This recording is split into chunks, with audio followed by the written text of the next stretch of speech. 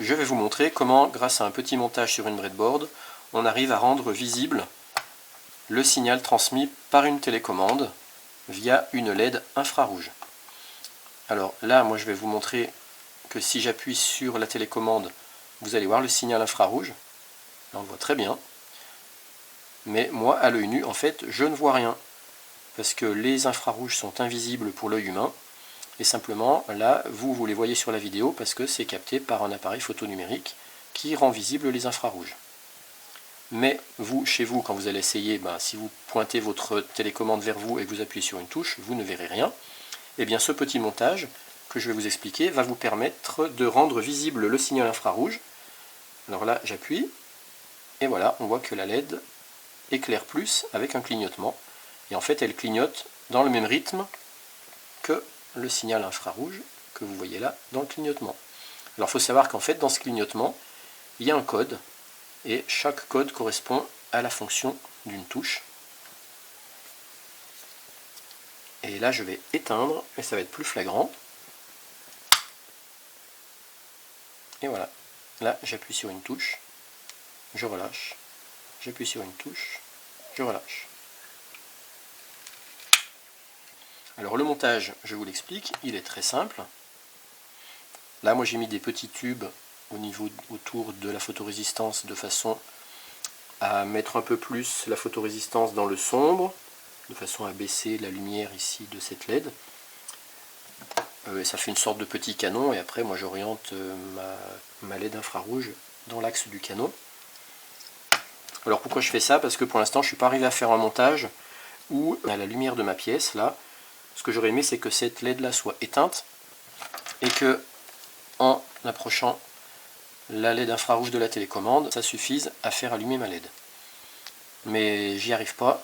Pour l'instant ça marche que dans le sombre, que dans la nuit. Vous voyez là j'éteins, et voilà.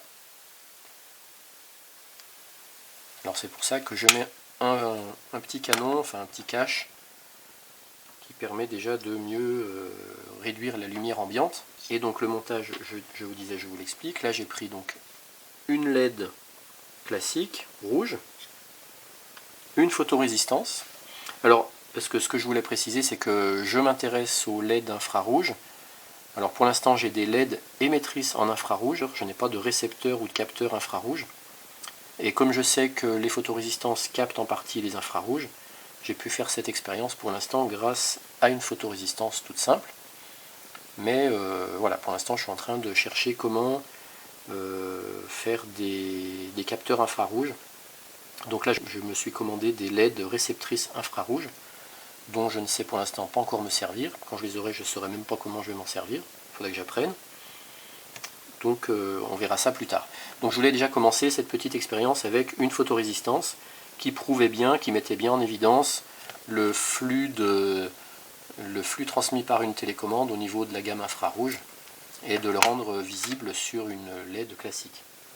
Donc moi je tourne là sur ma breadboard en 3,3 volts. J'ai mis le cavalier là sur 3,3 volts.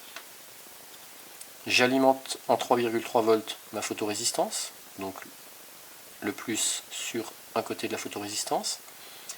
L'autre patte de la photorésistance va vers la base d'un transistor BC547B. Le collecteur de mon transistor, il est relié à la ligne plus 3,3 volts ici. Et puis l'émetteur de mon transistor, il est relié à la borne positive de ma LED, et la borne négative de ma LED est reliée au négatif du circuit ici. Alors ce qui fait que, selon le principe du transistor, quand il y a un petit courant qui arrive sur la base, eh bien le transistor a pour principe d'amplifier le courant entre collecteur et émetteur en proportion du gain du transistor, ce qui fait que plus ma photorésistance est dans le sombre, plus elle est résistante, moins il y a du courant qui arrive à la base de mon transistor, et donc moins il y a du courant qui peut passer entre collecteur et émetteur du transistor, et donc ma LED elle sera alimentée d'autant moins en courant ici. Et puis quand ma LED elle reçoit de la lumière, plus elle reçoit de la lumière, plus il y a du courant qui peut arriver au niveau de la base de mon transistor, et plus du coup il y a du courant qui peut passer entre collecteur et émetteur du transistor et alimenter la LED.